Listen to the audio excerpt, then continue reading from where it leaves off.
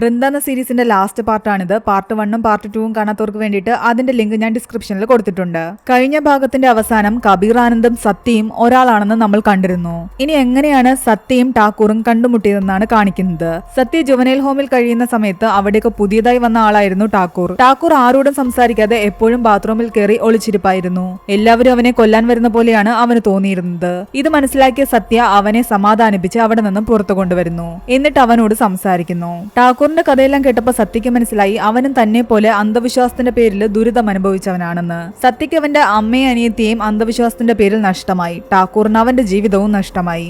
കഴിഞ്ഞ ജന്മത്തിൽ ഞാൻ 12 പേരെ കൊന്നിട്ടുണ്ടെന്നും അതിലൊരാൾ ഈ ജന്മം എന്നെ വന്ന് കൊല്ലുമെന്നും ടാക്കൂർ ഉറച്ചു വിശ്വസിച്ചു. അതൊക്കെ അവന്റെ തെറ്റിദ്ധാരണയാണെന്നും ആരും അവനെ കൊല്ലില്ല എന്നും സത്യ അവനോട് പറയുന്നുണ്ട്. അങ്ങനെ ആരെങ്കിലും അവനെ ഉപദ്രവിക്കാൻ വന്നു കഴിഞ്ഞാൽ സത്യ അവനെ രക്ഷിക്കാമെന്നും പറയുന്നു. അവർക്ക് രണ്ടുപേർക്കും ദൈവവിശ്വാസം ഇല്ലായിരുന്നു. കഥ വീണ്ടും പ്രസന്റിലേക്ക് വരുന്നു. ടാക്കൂർ ഉണ്ടാക്കിയ അപകടം കാരണം ഒരുപാട് പേർ മരിച്ചിരുന്നു. സീരിയൽ കില്ലിംഗ് എന്ന് അവർ തെറ്റിദ്ധരിച്ചതിന്റെ പിന്നിൽ ഒരു മാസ് മർഡർ തന്നെ നടക്കുന്നുണ്ടെന്നുള്ള കാര്യം ബൃന്ദ ACPയെ അറിയിക്കുന്നു. സസ്പെൻഷനിലായിട്ട് പോലും ബൃന്ദ ഈ കേസ് വിടാതെ പിന്തുടർന്ന കാരണമാണ് ഇതെല്ലാം മനസ്സിലാക്കാൻ സാധിച്ചെന്ന് മനസ്സിലാക്കിയ ACP അവളോട് റീജോയിൻ ചെയ്യാൻ പറയുന്നു. അങ്ങനെ ടാക്കൂറിനെ കണ്ട പോലീസ് സ്റ്റേഷനിലെ ആൾക്കാരുടെ സഹായത്തോടു കൂടി അവരൊരു രേഖാചിത്രം തയ്യാറാക്കുന്നുണ്ട്. അവന്റെ ആ വണ്ടിയെ പറ്റി അന്വേഷിച്ചു പോകുമ്പോൾ അവരുടെ റെക്കോർഡിൽ അങ്ങനെ ഒരു വണ്ടി ഇല്ലാന്ന് തന്നെയായിരുന്നു കാണിക്കുന്നത്. അവൻ നേരത്തെ കിടന്ന ജുവനൈൽ ഹോമിന്റെ എല്ലാം തന്നെ ഡീറ്റെയിൽസും അവരെടുക്കുന്നുണ്ട്. അതേസമയം ഇവിടെ കബീർ ആനന്ദ് ആകട്ടെ എല്ലാവരെയും വിളിച്ചു കൂട്ടിയിട്ട് ദൈവത്തിനെതിരായിട്ട് സംസാരിച്ചു കൊണ്ട് നിൽക്കുകയായിരുന്നു. ദൈവത്തെ അന്ധമായി വിശ്വസിക്കുന്ന എല്ലാവരും തന്നെ അവർ കൊന്നൊടുക്കാൻ തീരുമാനിച്ചിരിക്കുകയായിരുന്നു. ബൃന്ദ സാരഥിയോട് പറയുന്നുണ്ട് ടാക്കൂർ ഈ ഒരു കാര്യത്തിൽ ഒറ്റയ്ക്കാണെന്ന് തനിക്ക് തോന്നുന്നില്ല എന്ന്. കാരണം ജ്വാലാപൂരിൽ നിന്ന് കേട്ട കഥയനുസരിച്ച് ടാക്കൂർ ഒരു ഭീരുവാണ്. അവനിതെല്ലാം ഒറ്റയ്ക്ക് ചെയ്യാൻ സാധിക്കില്ല. ഇത്രയും കാലം പിടികൂടാതെ അവൻ എവിടെയും താമസിക്കാനും സാധിക്കില്ല. അവനെ ഇതിനെല്ലാം സഹായിക്കുന്ന മറ്റാരെങ്കിലും ഉണ്ടാകാൻ സാധ്യതയുണ്ടെന്നും അവൾ പറയുന്നു. അതേ ടൈമിൽ ടാക്കൂറും കബീർ ആനന്ദും ചേർന്നിരുന്ന ആഹാരം കഴിച്ചുകൊണ്ടിരിക്കുകയായിരുന്നു. ടാക്കൂർ പറയുന്നുണ്ട് എനിക്ക് ശരിക്കും പേടിയാകുന്നുണ്ടെന്ന്. എന്റെ പുറകെ ആരൊക്കെ ഉള്ള പോലെ തോന്നുന്നു. എന്നാൽ കബീർ പറയുന്നുണ്ട് അങ്ങനെയൊന്നും പേടിക്കേണ്ട കാര്യമില്ലെന്നും നിന്നെ ആരെങ്കിലും ഉപദ്രവിക്കാൻ വന്നു കഴിഞ്ഞാൽ അവരെ എല്ലാം തന്നെ കൊല്ലുമെന്നും. അവരങ്ങനെ സംസാരിച്ചുകൊണ്ടിരിക്കുമ്പോൾ ബൃന്ദയാകട്ടെ കബീറിനെ കാണാൻ വേണ്ടിയിട്ട് NGOയിലേക്ക് വന്നിട്ടുണ്ടായിരുന്നു. ടാക്കൂർ അവസാനമായി കൊന്നത് കബീർ ആനന്ദിന്റെ അച്ഛനെയാണ്. അതിനുശേഷം അവൻ ഏതെങ്കിലും ഒരു മാസ് കൊല നടത്താൻ സാധ്യതയുണ്ട്. അങ്ങനെയെങ്കിൽ നിങ്ങൾ നിങ്ങളുടെ അച്ഛനും എവിടെയെങ്കിലും പോകാൻ തീരുമാനിച്ചിരുന്നു എന്ന് ചോദിക്കുന്നു. ഏതെങ്കിലും സ്വാമിമാരെ കാണാനോ ഏതെങ്കിലും അമ്പലത്തിലേക്ക് പോകാനോ തീരുമാനിച്ചിരുന്നു എന്ന് അവൾ ചോദിക്കുന്നു. അച്ഛനെ ജഗന്നാഥൻ ടേബിളിലേക്ക് കൊണ്ടുപോകാൻ വേണ്ടിയിട്ട് താൻ ടിക്കറ്റ് ബുക്ക് ചെയ്തിരുന്നു എന്ന് അവൻ പറയുന്നുണ്ട്. തനിക്ക് ഈശ്വരനിൽ വിശ്വാസം ഇല്ലെങ്കിലും തന്റെ അച്ഛന് ഒരുപാട് വിശ്വാസം ഉണ്ടെന്ന് അവൻ നേരത്തെ തന്നെ അവളോട് പറഞ്ഞിട്ടുണ്ടായിരുന്നു. അങ്ങനെ അവള് അവിടെ നിന്നും പോകുന്നു. ഇവിടെ ചുട്കിയും അവളുടെ ബോയ് ഫ്രണ്ട് ഋഷിയും ഒരു പാർട്ടിയിൽ പങ്കെടുത്തുകൊണ്ടിരിക്കുകയായിരുന്നു. അതിനിടെ ഋഷിയെ അവന്റെ കൂട്ടുകാരന്മാർ കളിയാക്കുന്നു. ഇത്രയും നാൾ അവളെ കൊണ്ടു നടന്നിട്ട് അവളെ ഒന്ന് തൊടാൻ പോലും നിനക്ക് കഴിഞ്ഞില്ലല്ലോ എന്ന്. ദേഷ്യം വന്ന് അവനാകട്ടെ അവിടെ നിന്നും ഇറങ്ങി കാറിലേക്ക് പോകുന്നു. ചുട്കിയും അവന്റെ പിറകെ പോകുന്നു. അവൻ ബലമായി അവളെ കിസ് ചെയ്യാൻ ശ്രമിക്കുന്നുണ്ട്. അവൾ അതിനെ തടുക്കുന്നു. അതിന്റെ പേരിൽ ദേഷ്യം വന്ന് അവനാകട്ടെ അവളെ പുറത്തേക്ക് വലിച്ചിറക്കി അടിക്കുകയും കാറിന്റെ ബോണറ്റ് തുറന്നിട്ട് അവളുടെ മുഖം അതിനുള്ളിലേക്ക് കാണിക്കുകയും ചെയ്യുന്നു. ഈ സംഭവം അറിഞ്ഞിട്ട് ബൃന്ദ അവിടേക്ക് വരുന്നുണ്ട്. അവൾ ഋഷിയെ ഒരുപാട് അടിക്കുന്നു. എന്നിട്ട് അവൻ എന്താണോ ചെയ്തത് അതുപോലെ തന്നെ അവനെയും ചെയ്യുന്നു. എന്റെ അനിയത്തെ ഇനി തൊട്ടു പോകരുതെന്ന് പറയുന്നുണ്ട്. അവളെ എന്തെങ്കിലും ചെയ്തു കഴിഞ്ഞാൽ നിന്നെ വെച്ചേക്കില്ല എന്നും പറയുന്നു. ചുട്കി ബൃന്ദയെ ഇത്രയൊക്കെ വെറുത്തിട്ടും ബൃന്ദയ്ക്ക് തന്നോടുള്ള സ്നേഹം മനസ്സിലാക്കി അവളാകട്ടെ എല്ലാത്തിനും ബൃന്ദയോട് മാപ്പ് പറയുന്നു. അന്ന് രാത്രി വീട്ടിലെത്തിയ സാരഥിയാകട്ടെ തന്റെ പേഴ്സ് മേശയിലേക്ക് വെക്കുന്ന സമയത്ത് അവിടെ ഇരുന്ന പ്രഗ്നൻസി റിപ്പോർട്ട് കാണുന്നുണ്ട്. അവൻ അതിനെപ്പറ്റി ലേഖയോട് ചോദിക്കുന്നു. ഇതെപ്പോഴാ അറിഞ്ഞെന്ന് ചോദിക്കുന്നു. അന്ന് നീ എന്നോട് വഴക്കിട്ട ദിവസമാണ് അറിഞ്ഞതെന്ന് അവൾ പറയുന്നു. അത് ആലോചിച്ചപ്പോ അവന് ശരിക്കും വിഷമം വന്നു. അവളെ കെട്ടിപ്പിടിച്ചിരുന്ന് അവൻ കരയുന്നുണ്ട്. ടാക്കൂറിനെ പിടിക്കാൻ വേണ്ടിയിട്ട് ACP അടങ്ങുന്ന ടീം ഒരു പ്ലാൻ ഇടുകയായിരുന്നു. അതിനു വേണ്ടിയിട്ട് അവരൊരു പ്രസ് മീറ്റ് വിളിക്കുന്നു. ടാക്കൂറിനെ പറ്റി അവർ മീഡിയയോട് എല്ലാം തന്നെ പറയുന്നു. കഴിഞ്ഞ ജന്മത്തിൽ 12 പേരെ കൊന്ന ചെകുത്താനാണ് അവനെന്ന് ബൃന്ദ പറയുന്നുണ്ട്. അവൻ കൊന്ന 12 പേരിൽ ഒരാൾ പുനർജനിച്ചെന്നും അവനെ കൊല്ലാൻ വേണ്ടിയിട്ട് ഞാൻ വരുന്നുണ്ടെന്നും അവൾ പറയുന്നുണ്ട്. പോലീസുകാരെന്താ ഇങ്ങനെയൊക്കെ സംസാരിക്കുന്നതെന്ന് മീഡിയയ്ക്കും മനസ്സിലായില്ല. കഴിഞ്ഞ ജന്മത്തെക്കുറിച്ചും പുനർജന്മത്തെക്കുറിച്ചും ഒക്കെ സംസാരിക്കുന്ന പോലീസുകാരുടെ ഈ വീഡിയോ വൈറലായി മാറുന്നു. ചാനലിലെല്ലാം തന്നെ ഇതിനെ പറ്റിയുള്ള ചർച്ചയായിരുന്നു. ബൃന്ദ തന്റെ അമ്മയും അനിയത്തിയും ആ വീട്ടിൽ നിന്നും മറ്റൊരിടത്തേക്ക് മാറ്റിയിട്ടുണ്ടായിരുന്നു. പോലീസുകാരെല്ലാം ചേർന്നിട്ട് എന്തോ ഒരു വലിയ പ്ലാനിങ്ങിലാണ്. ബൃന്ദയുടെ ഈ ഒരു വീഡിയോ ടാക്കൂറും കാണുന്നുണ്ട്. അവൻ ആകെ ദേഷ്യത്തിലായി. ആ TV തല്ലിപ്പൊളിക്കാൻ നോക്കുന്നുണ്ട്. കബീർ അവിടേക്ക് വരുമ്പോ അവൻ കബീറിനോട് പറയുന്നുണ്ട് നീ പറഞ്ഞതെല്ലാം കള്ളമാണെന്ന്. നീയല്ലേ പറഞ്ഞത് കഴിഞ്ഞ ജന്മം പുനർജന്മം ഒന്നും തന്നെ ഇല്ല എന്ന്. ഈ പെണ്ണ് പറയുന്ന കേട്ടില്ലേ, കഴിഞ്ഞ ജന്മത്തിൽ ഞാൻ അവളെ കൊന്നിരുന്നു, അവൾ ഇപ്പോൾ പുനർജനിച്ച് എന്നെ കൊല്ലാൻ വന്നിരിക്കുകയാണ്. എന്നാൽ അതെല്ലാം വെറുതെ പറയുന്നതാണെന്ന് കബീർ അവനെ പറഞ്ഞു വിശ്വസിപ്പിക്കാൻ ശ്രമിക്കുന്നുണ്ട്. അവൻ തന്നെ അവൾ കൊല്ലുമെന്ന് പറഞ്ഞുകൊണ്ടേയിരിക്കുകയായിരുന്നു. എന്നാൽ നിന്നെ ആരും കൊല്ലില്ല എന്ന് പറഞ്ഞിട്ട് അവനെ അവിടെ നിന്ന് മറ്റൊരു സ്ഥലത്തേക്ക് പറഞ്ഞയക്കുകയാണ് കബീർ. ആ വാർത്ത ടാക്കൂർ കണ്ടിട്ടുണ്ടെങ്കിൽ ബൃന്ദയെ കൊല്ലാൻ വേണ്ടിയിട്ട് ടാക്കൂർ എന്തായാലും വരുമെന്ന് പോലീസുകാർക്ക് ഉറപ്പായിരുന്നു. അത് കാരണം ബൃന്ദ വീട്ടിൽ ഒറ്റയ്ക്ക് തന്നെ ഇരിക്കുന്നു. പുറത്ത് കാവലിനായി പോലീസുകാരും ഉണ്ടായിരുന്നു. ടാക്കൂറിനെ ഡ്രൈവറിന്റെ കൂടെ കബീർ മറ്റൊരിടത്തേക്ക് അയക്കുന്നുണ്ട്. എന്നാൽ പോകുന്ന വഴിയിൽ ആഹാരം വാങ്ങിക്കാൻ വണ്ടി നിർത്തിയപ്പോൾ ടാക്കൂർ ആകട്ടെ ആ വണ്ടി എടുത്തുകൊണ്ട് നേരെ ബൃന്ദയുടെ വീട്ടിലേക്ക് പോകുന്നു. ബൃന്ദയ്ക്ക് കാവലിരുന്ന് ദേഷ്യം വന്ന സോളമൻ ആകട്ടെ പുറത്തേക്ക് ഇറങ്ങി നിൽക്കുന്നുണ്ട്. കറക്റ്റ് ആ സമയത്താണ് ടാക്കൂർ അവിടേക്ക് വരുന്നത്. ഇത് കണ്ട് സാരഥി നേരെ സോളമന്റെ അടുത്തേക്ക് ചെല്ലുന്നു. അവൻ വണ്ടിയിൽ നിന്നും ഇറങ്ങിപ്പോകാൻ നേരത്ത് അവന്റെ വാക്കി ടോക്കി താഴെ വീണിട്ടുണ്ടായിരുന്നു. സോളമനോട് പെട്ടെന്ന് പോയി സാരഥി പറയുന്നുണ്ട് ടാക്കൂർ വരുന്നുണ്ടെന്ന്. സോളമനും സാരഥിയും ഒന്നും അറിയാത്ത പോലെ അവിടെ സംസാരിച്ചുകൊണ്ട് നിൽക്കുകയായിരുന്നു. ടാക്കൂർ നേരെ ബൃന്ദയുടെ വീടിന്റെ ഫ്രണ്ടിലെത്തി. ബൃന്ദ ഉള്ളിൽ നിന്ന് ഇതെല്ലാം കാണുന്നുണ്ടായിരുന്നു. ബൃന്ദയെ കൊല്ലാൻ വേണ്ടിയിട്ട് അവൻ തന്റെ സഞ്ചിയിൽ നിന്നും കത്തി പുറത്തേക്ക് എടുക്കുന്നു. ആ സമയത്താണ് സാരഥിയുടെ കയ്യിൽ നിന്നും താഴെ വീണ വാക്കി ടോക്കിയിലൂടെ അവനെ പിടിക്കാൻ വേണ്ടിയിട്ട് പോലീസുകാർ പറയുന്ന കാര്യം അവൻ കേൾക്കുന്നത്. ഇതൊരു ട്രാപ്പാണെന്ന് മനസ്സിലാക്കിയ ടാക്കൂർ പെട്ടെന്ന് അവിടെ നിന്ന് ഓടി രക്ഷപ്പെടുന്നു. പോലീസുകാർ അവന്റെ പിറകെ തന്നെ ഉണ്ടായിരുന്നു. ടാക്കൂർ വണ്ടി എടുത്തുകൊണ്ടുപോയ വിവരം അപ്പൊ തന്നെ ഡ്രൈവർ കബീറിനെ വിളിച്ചറിയിച്ച കാരണം കബീറും ടാക്കൂറിനെ അന്വേഷിച്ചിറങ്ങിയിട്ടുണ്ടായിരുന്നു. പോലീസുകാരെല്ലാം ചേർന്നിട്ട് ടാക്കൂറിനെ പിടിക്കാൻ ശ്രമിച്ചെങ്കിലും അവൻ എല്ലാവരെയും അടിച്ചിട്ടിട്ട് അവിടെ നിന്ന് രക്ഷപ്പെടുകയായിരുന്നു. ഒടുവിൽ ബൃന്ദ അവന് കുറുകെ വരുന്നുണ്ട്. ബൃന്ദയും ടാക്കൂറും തമ്മിൽ വലിയ അടി നടക്കുകയാണ്. ബൃന്ദയെ അടിച്ചിട്ട് ശേഷം ടാക്കൂർ ചോദിക്കുന്നുണ്ട്, എന്തിനാ നീ ഞങ്ങളുടെ പിറകെ ഇങ്ങനെ വരുന്നതെന്ന്. അവൻ ഞങ്ങളെന്ന് പറഞ്ഞത് അവൾ ശ്രദ്ധിക്കുന്നുണ്ട്. അവളെ കൊല്ലാൻ വേണ്ടിയിട്ട് അവൻ തുടങ്ങുമ്പോഴേക്കും പോലീസുകാർ അവനെ വെടിവെച്ചിരുന്നു. അങ്ങനെ ടാക്കൂർ മരിക്കുന്നു. പോകുന്ന വഴിയിൽ അവന്റെ കയ്യിൽ നിന്ന് വീണ സഞ്ചിയിൽ നിന്നും ചിന്നിയുടെ ആ പാവ പോയി കബീർ എടുക്കുന്നതും കാണിക്കുന്നു. 6ാമത്തെ എപ്പിസോഡ് ഇവിടെയാണ് അവസാനിക്കുന്നത്. 7ാമത്തെ എപ്പിസോഡിന്റെ തുടക്കത്തിൽ കാണിക്കുന്നത് ജുവനൈൽ ഹോം തന്നെയാണ്. സത്യയും ടാക്കൂറും നല്ല സുഹൃത്തുക്കളായി മാറിയിരുന്നു.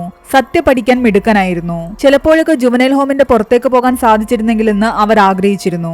കഥ വീണ്ടും പ്രസന്റിലേക്ക് കാണിക്കുന്നു. സീരിയൽ കില്ലറിനെ പിടിച്ചത് കാരണം സ്റ്റേറ്റ് ഇൻവെസ്റ്റിഗേഷൻ ടീമിന് എല്ലാവരുടെയും പ്രശംസ ലഭിക്കാൻ തുടങ്ങി. അങ്ങനെ ഫംഗ്ഷനൊക്കെ കഴിഞ്ഞ ശേഷം മോർച്ചറിയിൽ നിന്നും ടാക്കൂറിന്റെ സാധനങ്ങൾ കളക്ട് ചെയ്യാൻ വേണ്ടിയിട്ട് കോള് വന്നിട്ടുണ്ടായിരുന്നു.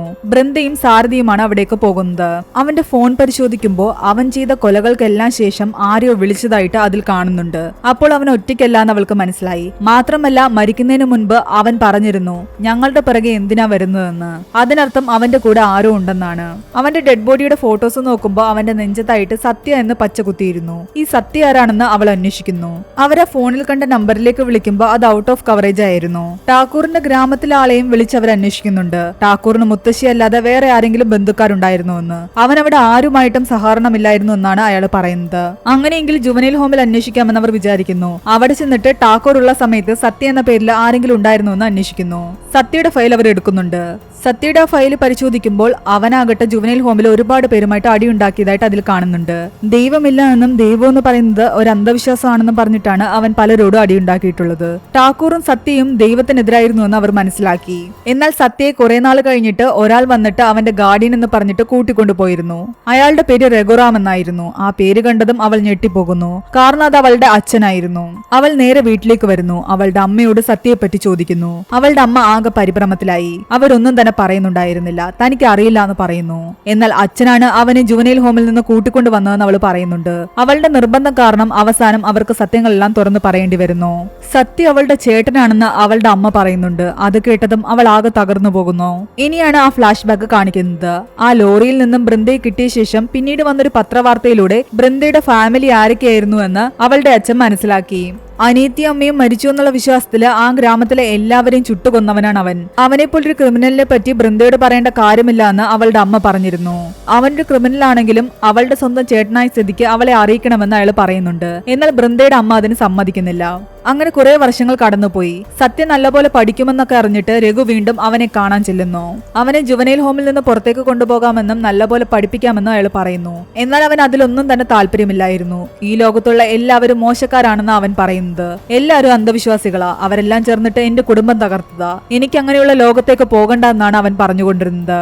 എപ്പോഴെങ്കിലും നിന്റെ മനസ്സ് മാറുവാണെങ്കിൽ എന്നോട് പറയണമെന്ന് രഘു പറയുന്നുണ്ട്. ഇതറിഞ്ഞ ടാക്കൂർ അവനോട് പറയുന്നുണ്ട്, എനിക്ക് ചെറുപ്പം മുതലേ ഈ ലോകം എങ്ങനെയാണെന്ന് അറിയാൻ ആഗ്രഹമുണ്ടായിരുന്നു. ഞാൻ എന്റെ വീട്ടിൽ നിന്ന് എങ്ങും പോയിട്ടില്ല. നിനക്ക് പുറത്തു പോകാൻ പറ്റുവാണെങ്കിൽ അത് നല്ലതാണെന്ന് അവൻ പറയുന്നുണ്ട്. നീ പുറത്തു പോയി കഴിഞ്ഞ വലിയ ആളായി കഴിയുമ്പോ എന്നെയും പുറത്തേക്ക് കൊണ്ടുപോകണമെന്ന് പറയുന്നു. അങ്ങനെ ടാക്കൂറിന്റെ ആഗ്രഹം സാധിച്ചു കൊടുക്കാൻ വേണ്ടിയിട്ട് അവസാനം സത്യ അതിന് സമ്മതിക്കുന്നു. അങ്ങനെ രഘു അവനെ ഒരു കോളേജിൽ കൊണ്ടുപോയി ചേർക്കുകയാണ്. അവിടുത്തെ ഹോസ്റ്റലിൽ തന്നെ അവൻ അഡ്മിഷനും എടുത്തു കൊടുക്കുന്നുണ്ട്. രഘു അവനോട് ഇത്ര സ്നേഹം കാണിക്കുന്ന ഒന്നും തന്നെ സത്യക്ക് ഇഷ്ടമായിരുന്നില്ല. നിങ്ങൾ എന്തിനാണ് എനിക്ക് വേണ്ടി ഇതൊക്കെ ചെയ്യുന്നതെന്ന് അവൻ ഇടയ്ക്കിടയ്ക്ക് ചോദിക്കുമായിരുന്നു. രഘു അവന് വേണ്ടി അയക്കുന്ന ഗിഫ്റ്റുകളൊന്നും തന്നെ അവൻ ഉപയോഗിച്ചില്ല. അതെല്ലാം ഒരു മൂലയ്ക്ക് അവൻ കൂട്ടിയിടാൻ തുടങ്ങി. അയാൾ അവന് വേണ്ടി കൊടുത്ത കാശും അവൻ അതുപോലെ തന്നെ അലമാരിയിൽ വെച്ചു. ഒന്നും തന്നെ ഉപയോഗിച്ചിരുന്നില്ല. രഘു വിളിക്കുമ്പോഴൊന്നും തന്നെ അവൻ സംസാരിക്കാറില്ലായിരുന്നു. ഒന്നുകിൽ ഫോൺ എടുക്കില്ല, അല്ലെങ്കിൽ അവൻ ഫോൺ എടുത്തിട്ട് കട്ട് ചെയ്യും. അങ്ങനെ എല്ലാവരിൽ നിന്നും അകന്നാണ് അവൻ ജീവിച്ചുകൊണ്ടിരുന്നത്. അവൻ ആകെ സംസാരിക്കുന്നത് ടാക്കൂറിനോട് മാത്രമായിരുന്നു. അങ്ങനെ ഒരു ദിവസം അത്യാസന്ന നിലയിൽ അവന്റെ ഹോസ്റ്റൽ വാർഡന്റെ മകളെ ഹോസ്പിറ്റലിലേക്ക് കൊണ്ടുവരുന്നുണ്ടായിരുന്നു. അവൻ കാര്യം അന്വേഷിച്ചപ്പോൾ അയാൾ പറയുന്നുണ്ട്, സ്കൂൾ വിട്ടുവന്ന പെൺകുട്ടി അമ്പലത്തിൽ തൊഴാൻ വേണ്ടി കയറിയതാണ്. അവിടെ വെച്ച് അവൾ ആദ്യമായി വയസ്സറിയിച്ചു. ഇത് കണ്ട് അവിടെ ഉണ്ടായിരുന്ന പൂജാരിമാരും ആൾക്കാരും ചേർന്നിട്ട് അവളെ അമ്പലത്തിൽ നിന്ന് അടിച്ചിറക്കി. അവളെ ദൂരേക്ക് തള്ളിയിടുകയും ഉപദ്രവിക്കുകയും ചെയ്തു. കൊച്ചു കുഞ്ഞെന്ന് പോലും ആരും നോക്കിയില്ല. ഇതൊക്കെ കേട്ടതോടെ സത്യക്ക് വീണ്ടും ദേഷ്യം വരാൻ തുടങ്ങി. ആ കുട്ടിയുടെ ചികിത്സയ്ക്ക് വേണ്ടിയുള്ള പണം അയാളുടെ പക്കലില്ലായിരുന്നു. സത്യ പെട്ടെന്നാണ് രഘു അയച്ചെന്ന കാശിന്റെ കാര്യം ഓർക്കുന്നത്. അവൻ ഓടിപ്പോയി അതെടുത്തുകൊണ്ടുവന്ന് അയാൾക്ക് കൊടുക്കുന്നു. പക്ഷേ ആ കുട്ടി മരിച്ചുപോയിരുന്നു. അന്നു മുതൽ ആ പെൺകുട്ടിയുടെ അച്ഛനും ഈശ്വരനോടുള്ള വിശ്വാസം നഷ്ടപ്പെട്ടിരുന്നു.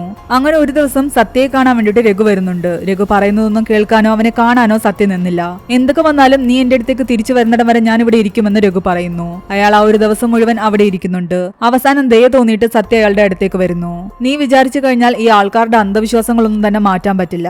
അതുകൊണ്ട് നീ നന്മ ചെയ്യുക, അത് മാത്രമാണ് നിന്റെ മുൻപിലുള്ള വഴിയെന്ന് അയാൾ പറഞ്ഞു കൊടുക്കുന്നു. അവന്റെ മനസ്സിൽ നിന്ന് ഈ ഈശ്വരവിശ്വാസികളോടുള്ള പകയെല്ലാം മാറ്റിയ ശേഷം അവനെ നല്ലൊരു മനുഷ്യനാക്കി അയാളുടെ വീട്ടിലേക്ക് കൂട്ടിക്കൊണ്ടു പോകാനായിരുന്നു അയാളുടെ ഉദ്ദേശം. അയാളുടെ സ്നേഹവും പരിചരണവും എല്ലാം കിട്ടിയതോടുകൂടി പതിയെ പതിയെ സത്യയുടെ മനസ്സിലേക്ക് നല്ല കാര്യങ്ങൾ വരാൻ തുടങ്ങി. അവൻ ദിവസവും രഘുവിനെ വിളിക്കാനും സംസാരിക്കാനും തുടങ്ങി. രഘു അയച്ചു കൊടുക്കുന്ന ഗിഫ്റ്റുകളെല്ലാം അവൻ ഉപയോഗിക്കാൻ തുടങ്ങി. രഘു പിന്നീട് കാണാൻ വരുമ്പോഴെല്ലാം അവൻ അയാളോട് വളരെയധികം സ്നേഹമായിരുന്നു. അപ്പോഴും പലയിടത്തും മതത്തിന്റെയും ജാതിയുടെയും ഒക്കെ പേരിൽ നടക്കുന്ന പ്രശ്നങ്ങൾ അവൻ കാണുന്നുണ്ടായിരുന്നു. സൈക്കോളജി സ്റ്റുഡന്റായ അവൻ നല്ലപോലെ പഠിച്ച് എക്സാം ഒക്കെ പാസ്സായി. അങ്ങനെ അവന്റെ ഗ്രാജുവേഷൻ കഴിഞ്ഞ സ്ഥിതിക്ക് അവനെ ഞാൻ ഇങ്ങോട്ട് കൂട്ടിക്കൊണ്ടുവരാൻ പോവുകയാണെന്ന് രഘു അയാളുടെ വൈഫിനോട് പറയുന്നുണ്ട്. സത്യ വന്നു കഴിഞ്ഞാൽ ബൃന്ദയെ അവിടെ നിന്നും അകറ്റിക്കൊണ്ടു പോകുമോ എന്ന് രഘുവിന്റെ വൈഫിന് പേടിയുണ്ടായിരുന്നു. എന്നാൽ അങ്ങനെ അവൻ ഇവിടെ നിന്ന് ആരെയും കൊണ്ടുപോകില്ല എന്നും അവൻ നമ്മുടെ മകനായിട്ട് ഇവിടെ താമസിക്കാനാണ് വരുന്നതെന്നും അയാൾ പറയുന്നു. അങ്ങനെ സത്യയെ കാണാൻ വേണ്ടിട്ട് രഘു പോകുന്നുണ്ട്. ആ സമയത്ത് സത്യ വേറെവിടെയോ പോകാൻ വേണ്ടി നിൽക്കുകയായിരുന്നു. അവന്റെ അറിവില് ഒരു പെൺകുട്ടിയാകട്ടെ ഗർഭിണിയായിരിക്കുകയാണ്. വിവാഹത്തിന് മുൻപേ ഗർഭിണിയായ കാരണം നാട്ടുകാർ അറിഞ്ഞു കഴിഞ്ഞാൽ അവളെ കൊന്നുകളയുമെന്ന് അവളുടെ അമ്മയ്ക്ക് പേടിയായിരുന്നു. അതുകൊണ്ട് അവളെ അവിടെ നിന്നും രക്ഷിച്ചു കൊണ്ടുപോകാനാണ് അവളുടെ അമ്മ അവനോട് പറഞ്ഞത്. അവളെ അവിടെ നിന്നും കൊണ്ടുപോകാൻ വേണ്ടിയിട്ട് ഒരിടത്തേക്ക് താൻ ചെല്ലാമെന്ന് വാക്ക് കൊടുത്തിരിക്കുകയാണ്. അങ്ങോട്ട് പോവുകയാണെന്ന് അവൻ പറയുന്നു. അവന്റെ കൂടെ ചെല്ലാമെന്ന് രഘുവും പറയുന്നുണ്ട്. അങ്ങനെ അവർ രണ്ടുപേരും ആ ഗ്രാമത്തിലേക്ക് പോകുന്നു. കുറെ നേരം നോക്കി നിന്നിട്ട് ആ പെൺകുട്ടിയെ കാണുന്നുണ്ടായിരുന്നില്ല. എന്നാൽ അതേസമയം ആ നാട്ടുകാരാകട്ടെ ആ പെൺകുട്ടിയെ അമ്മയെ ഉപദ്രവിച്ചു കൊണ്ടിരിക്കുകയായിരുന്നു. അവർ രണ്ടുപേരെയും കൊന്നുകളയാനാണ് ആ മതത്തിലുള്ള ആൾക്കാർ പറഞ്ഞുകൊണ്ടിരുന്നത്. കുറെ നേരം വെയിറ്റ് ചെയ്തിട്ടും പെൺകുട്ടിയെ കാണാത്ത കാരണം രഘുവും സത്യയും ആ ഗ്രാമത്തിലേക്ക് കടക്കുന്നു. ആ പെൺകുട്ടിയെ അമ്മയെ ഉപദ്രവിക്കുന്ന കണ്ടിട്ട് അവര് പോയി ഇടപെടുന്നുണ്ട്. എന്നാൽ ആൾക്കാര് അവര് പറയുന്ന ഒന്നും കേൾക്കാൻ കൂട്ടാക്കിയില്ല. തടയാൻ നിന്ന രഘുവിനെയും സത്യ അവർ ആക്രമിക്കുന്നു. രഘുവിനെ അവർ കത്തി കൊണ്ട് കുത്തുന്നു. സത്യയും കുത്തുന്നു. അവർ രണ്ടുപേരും ബോധരഹിതരായി അവിടെ വീഴുന്നുണ്ട്. ആ നേരം കൊണ്ട് ആ പെൺകുട്ടിയെ അവർ കൊല്ലുന്നുണ്ട്. അങ്ങനെയാണ് ബൃന്ദയുടെ അച്ഛൻ മരിക്കുന്നത്. ആ സമയത്ത് സത്യ ഹോസ്പിറ്റലിൽ കിടക്കുകയായിരുന്നു. അവൻ മരിച്ചിട്ടുണ്ടായിരുന്നില്ല.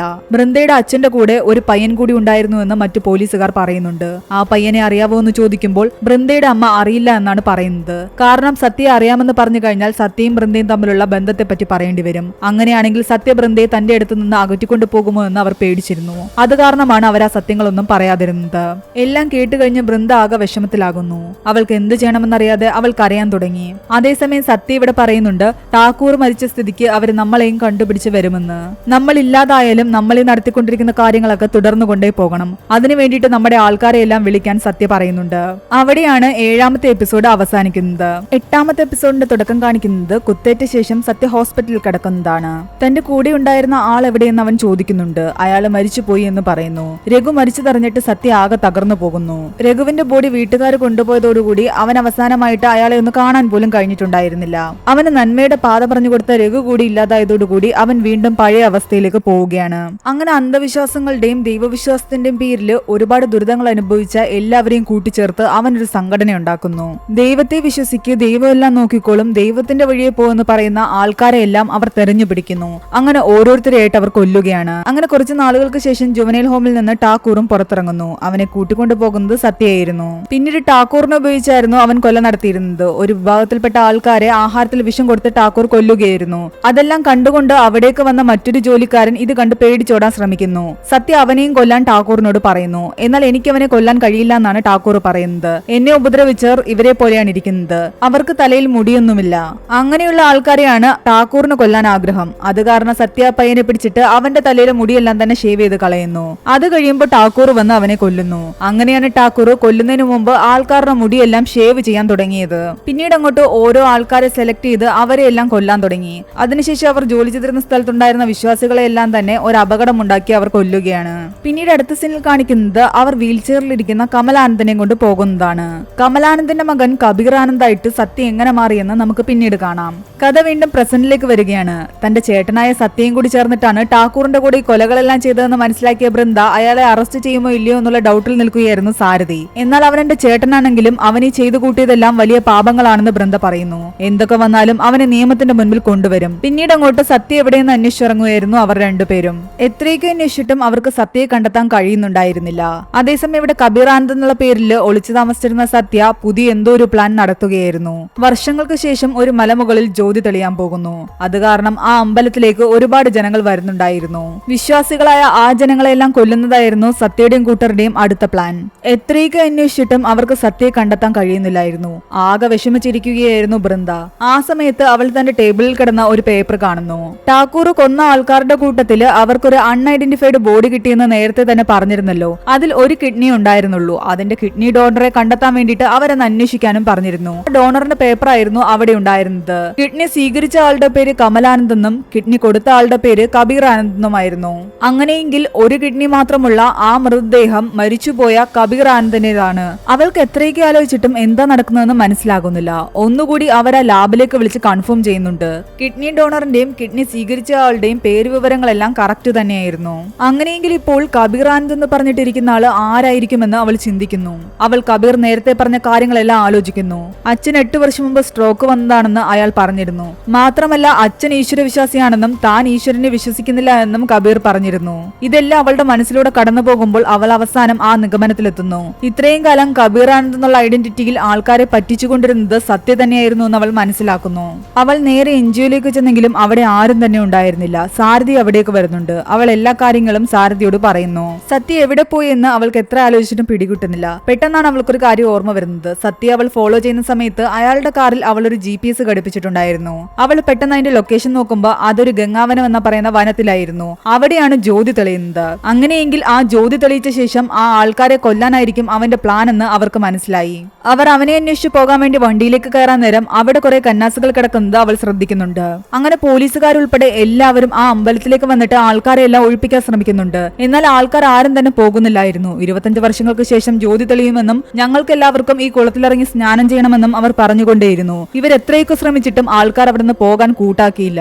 ആ ആൾക്കൂട്ടത്തിന്റെ ഇടയ്ക്ക് സത്യയുടെ ആൾക്കാരെയും ബൃന്ദ കാണുന്നുണ്ട്. അവരെ പിടിക്കാൻ വേണ്ടി ബൃന്ദ ഓടുന്നതിനിടയ്ക്ക് അവൾ ഒരു പൈപ്പിൽ കാല് തട്ടി വീഴുന്നു. ആ പൈപ്പിലൂടെ എന്തോ ഒരു ദ്രാവകം കുളത്തിലേക്ക് പോയിട്ടുണ്ടായിരുന്നു. അവൾക്ക് പെട്ടെന്ന് കാര്യം മനസ്സിലാകുന്നു. ആ കുളത്തിൽ അവർ എന്തോ കലർത്തിയിട്ടുണ്ട്. മീനുകളൊക്കെ ചെറുതായിട്ട് ചത്തുപൊങ്ങാൻ തുടങ്ങിയിരിക്കുന്നു. ആ കുളത്തിലേക്ക് കുളിക്കാൻ ഇറങ്ങിക്കഴിഞ്ഞാൽ എല്ലാവരും മരിക്കും. ജ്യോതി തെളിഞ്ഞു കഴിഞ്ഞാൽ ഉടനെ തന്നെ ആ കുളത്തിലേക്ക് ആൾക്കാർ കുളിക്കാൻ ഇറങ്ങും. എങ്ങനെയെങ്കിലും ആ ജ്യോതി തെളിയുന്നത് തടഞ്ഞേ പറ്റൂന്ന് അവൾക്ക് മനസ്സിലായി. അതുകൊണ്ട് അവൾ ആ ജ്യോതി തെളിയുന്ന വനത്തിലേക്ക് പോകാൻ തീരുമാനിക്കുന്നു. അവൾ കുട്ടിക്കാലത്ത് താമസിച്ചിരുന്ന അതേ വനം തന്നെയായിരുന്നു അത്. അവൾ പോകുന്ന ഓരോ വഴിയിലും അവളുടെ പഴയ ഓർമ്മകൾ അവളുടെ മനസ്സിലേക്ക് കടന്നു വരുന്നു. താൻ പണ്ട് സത്യയെ സാച്ചി എന്നായിരുന്നു വിളിച്ചതെന്നും അവൾക്ക് ഓർമ്മ വരുന്നു. തന്റെ അമ്മ തന്നെ ലോറിയിൽ കയറ്റി വിട്ടതെല്ലാം തന്നെ അവളുടെ മനസ്സിലേക്ക് വരുന്നുണ്ട്. അങ്ങനെ അവൾ മുകളിലെത്തുമ്പോൾ കാണുന്നത് സത്യയാകട്ടെ അവിടെ ജ്യോതി തെളിയിക്കാനുള്ള ഒരുക്കങ്ങൾ നടത്തുന്നതാണ്. അവൾ അവന്റെ അടുത്തേക്ക് ചെന്നിട്ട് സാച്ചി എന്ന് വിളിക്കുന്നു. സത്യ ശരിക്കും ഞെട്ടിപ്പോകുന്നു. നിനക്കെങ്ങനെ ആ പേരറിയാമെന്ന് ചോദിക്കുന്നുണ്ട്. അതെന്നെ ചിന്നി വിളിക്കുന്നതാണെന്നും പറയുന്നു. ഞാൻ നിന്റെ ചിന്നിയാണെന്ന് അവനോട് അവൾ പറയുന്നുണ്ട്. എന്നാൽ അവന് വിശ്വസിക്കാൻ കഴിയുന്നില്ല. അവൾ തന്നെ പറ്റിക്കാൻ വേണ്ടി പറയുന്നതാണെന്നാണ് അവൻ വിചാരിക്കുന്നത്. അവൾ പഴയ കാര്യങ്ങളൊക്കെ അവനോട് പറയുന്നുണ്ട്. അവളുടെ അച്ഛനെ പറ്റിയും പറയുന്നുണ്ട്. എന്നെ രക്ഷിച്ചതും നിന്നെ രക്ഷിച്ചതും ഒരാൾ തന്നെയാണ്. നിന്നെ ജുവനൈൽ ഹോമിൽ നിന്ന് കൂട്ടിക്കൊണ്ടുപോയി അച്ഛൻ ഇതെല്ലാം ചെയ്തത് എനിക്കും കൂടി വേണ്ടിയാണ്. നിന്നെ നല്ലൊരു വ്യക്തിയാക്കി എനിക്ക് തിരിച്ചു തരാൻ വേണ്ടിയായിരുന്നു അദ്ദേഹം ആഗ്രഹിച്ചിരുന്നത്. എല്ലാ കാര്യങ്ങളും കേട്ടപ്പോ അവന് മനസ്സിലായി അത് തന്റെ ചിന്നി തന്നെയാണെന്ന്. ആൾക്കാരെ കൊല്ലാൻ തുനിഞ്ഞു നിൽക്കുന്ന അവന്റെ മനസ്സ് മാറ്റാൻ അവൾ ശ്രമിക്കുന്നുണ്ടെങ്കിലും അവൻ ഒന്നും തന്നെ കേൾക്കുന്നുണ്ടായിരുന്നില്ല. എന്തൊക്കെ വന്നാലും ഇവരെയെല്ലാം കൊല്ലുമെന്ന് പറഞ്ഞ് തന്നെ നിൽക്കുകയായിരുന്നു. എത്ര ശ്രമിച്ചിട്ടും അവൻ തന്റെ തീരുമാനത്തിൽ നിന്ന് പിന്മാറാത്ത കാരണം അവൾ തോക്കെടുത്ത് അവന്റെ നേരെ ചൂണ്ടുന്നുണ്ട്. എന്നിട്ടും അവൻ ജ്യോതി തെളിയിക്കാൻ വേണ്ടി താഴെ നിന്നും തീ കൊളുത്തുന്നു. അവൾ അവസാനമായി അവനോട് പറയുന്നുണ്ട്, നിന്റെ ഈ വിശ്വാസങ്ങളൊന്നും തന്നെ മാറ്റാൻ എനിക്ക് കഴിയില്ല. പക്ഷെ ഒരു കാര്യം മാത്രം ഞാൻ പറയാം, നമ്മളോട് നന്മ ചെയ്യാൻ വേണ്ടി പറയുന്നവരാണ് യഥാർത്ഥത്തിൽ ദൈവങ്ങൾ എന്ന് പറഞ്ഞിട്ട് അവനെ അവൾ ഷൂട്ട് ചെയ്യുന്നു. എന്നിട്ട് ആ തീ മുകളിലേക്ക് എത്തി ജ്യോതി തെളിയും മുൻപ് തന്നെ അവൾ അതെല്ലാം തട്ടിത്തെറിപ്പിച്ച് കളയുന്നു. മരിച്ചു കിടക്കുന്ന സത്യയുടെ അടുത്തേക്ക് ചെന്നിട്ട് അവൾക്ക് കുട്ടിക്കാലത്ത് അവൻ ഉണ്ടാക്കി കൊടുത്തിരുന്ന ആ പാവ തിരിച്ചെടുക്കുന്നു. ജ്യോതി തെളിയാത്ത കാരണം ആൾക്കാർ ആരും തന്നെ കുളത്തിലേക്ക് ഇറങ്ങിയില്ല. അതുകൊണ്ട് എല്ലാവരും രക്ഷപ്പെട്ടു. ഇവിടെ ഈ സീരീസ് അവസാനിക്കുകയാണ്. ഈ ഒരു സീരീസിന്റെ സ്റ്റോറി എങ്ങനെയുണ്ടായിരുന്നു എന്ന് നിങ്ങൾ താഴെ കമന്റ് ചെയ്യുക. എക്സ്പ്ലനേഷൻ ഇഷ്ടപ്പെട്ടെങ്കിൽ വീഡിയോ ലൈക്ക് ചെയ്യാനും ചാനൽ സബ്സ്ക്രൈബ് ചെയ്യാനും മറക്കണ്ട.